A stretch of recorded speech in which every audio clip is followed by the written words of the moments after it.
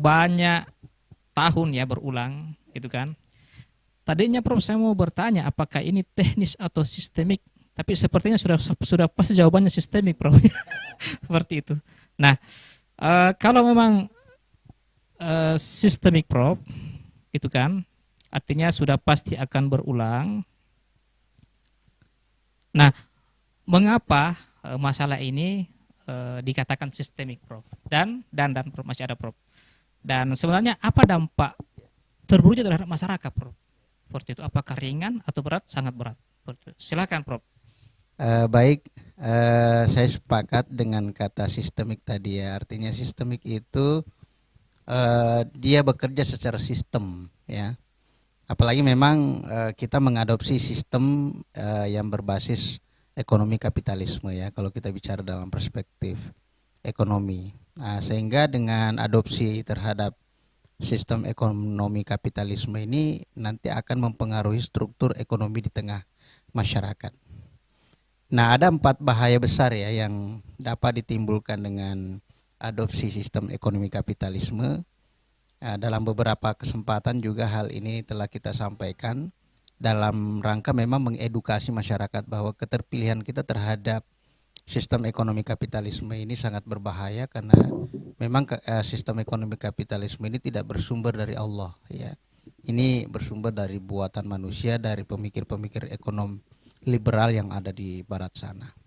Paling tidak di kesempatan ini ada 4 bahaya daripada sistem ekonomi kapitalisme. Yang pertama, ketimpangan yang sangat ekstrim ya antara si miskin dan si kaya ya. Ada sebuah berita yang pernah dulu ditampilkan oleh CNBC ya, CNBC Indonesia menyatakan bahwa kategorisasi penduduk khususnya di Indonesia ya yang menguasai uang di bank itu sangat timpang ya, sangat ekstrim malah. Persentase populasi yang kaya banget itu hanya 0,02%. Iya, sangat kecil ya. Atau sekitar 53.920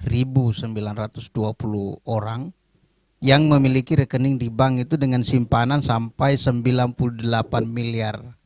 Ya, jadi satu orang punya 98 miliar. Berarti sudah pasti Prof saya di luar itu ya. Kemudian yang menengah itu hanya 0,80%, sebanyak 2.156.000 ya, yang memiliki simpanan di bank itu sampai 3 miliar lebih ya. Masih di situ masuk, sudah masuk. Masih jauh Prof. Kemudian ini masuk kategori miskin, ada sekitar 63% pemilik rekening di bank yang isi simpanannya itu hanya sekitar 5 juta sampai 6 juta. Nah, sudah masuk. Itu sekitar 169 juta. Ini yang Iya. tapi ada yang miskin sekali Hmm. ya, poor miskin ya.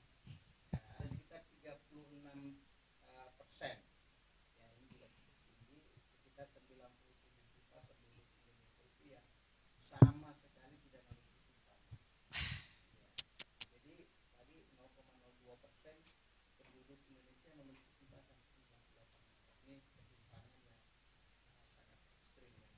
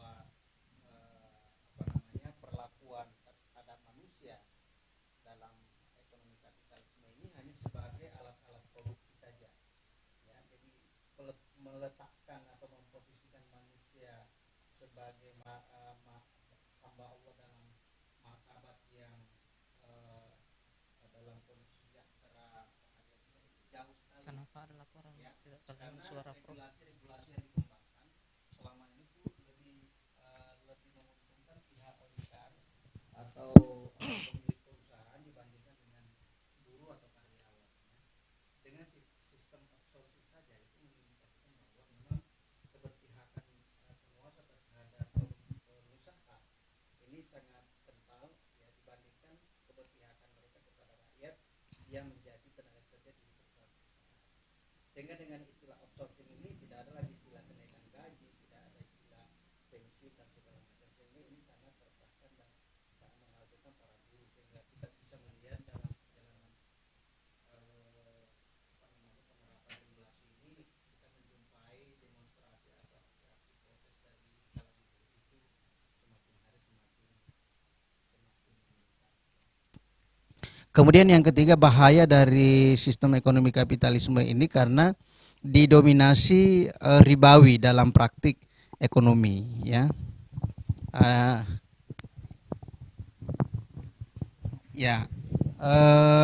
Kalau kita melihat bahwa hampir seluruh instrumen dan pilar utama pembangunan ekonomi saat ini dalam sistem ekonomi kapitalisme itu dibangun dalam konsep ribawi, ya. Padahal tentu hal ini sangat bertentangan dengan keyakinan kita, apalagi masyarakat Indonesia ini kan mayoritas Muslim, ya, yang seharusnya domain sistem ekonomi yang dibangun itu yang menjauhkan kita dari praktik ribawi, karena riba ini adalah sesuatu yang diharamkan di dalam Islam. Wa ahlallahu bai'a wa harrama riba. Nah, tetapi ternyata dalam kenyataannya ribawi ini justru menjadi dominan di dalam seluruh praktik-praktik ekonomi bangsa, ya. Termasuk Indonesia sendiri sebuah institusi atau sebuah negara yang kemudian meminjam atau memiliki utang di luar negeri, ya, sampai hampir menembus 10.000 triliun sampai saat ini. Ini tentu satu kondisi yang sangat memiriskan, ya. Di samping pokok dan bunga pinjaman yang harus dibayar demikian tinggi, kita juga tidak bisa lepas dari praktik ribawi yang justru di dalam pandangan Islam itu diharamkan. Kemudian yang terakhir, bahwa dengan sistem ekonomi kapitalisme ini itu bisa menciptakan kerusakan lingkungan, ya. Saya sepakat dengan Pak Kiai tadi yang menyatakan bahwa sistem sekarang ini menciptakan orang-orang yang rakus dan serakah. Ya, karena mereka memang dimotivasi oleh profit oriented. Ya, ketika melakukan praktik bisnis, maka motivasi yang terbangun di dalam diri para pelaku-pelaku ekonomi itu adalah profit oriented, orientasi laba. Terlepas nanti dia melakukan pengrusakan terhadap ekologi atau lingkungan hidup sebagaimana tadi yang disampaikan oleh Pak Haji Sulaiman, mereka tidak peduli. Nah, contoh yang sangat nyata dalam kacamata kita dalam perspektif ini adalah kasus yang menimpa saudara-saudara kita di Sumatera sana, ya. Karena dorongan profit oriented tadi, maka terjadi pengelolaan sumber daya alam yang serampangan, ya. Taruhlah misalkan kalau pinjam katanya tadi Pak Kiai itu serakah dan rakus, ya. Nah, sehingga aset-aset sumber daya alam yang harusnya dijaga itu kemudian dieksploitasi dan dieksplorasi. Terjadilah penggundulan hutan, ya, dengan alasan untuk kemudian membuat tambang atau mungkin diganti dengan kelapa sawit. Ternyata dalam teorinya ini kemudian menimbulkan malapetaka luar biasa, karena hutan yang tadinya mampu menyerap air hujan sampai 95%, sehingga 5% saja dibuang ke sungai. Lalu kemudian berubah dengan tanaman kelapa sawit yang juga sama-sama tanaman. Tetapi daya serap kelapa sawit terhadap air hujan itu hanya 40%, 60% dibuang.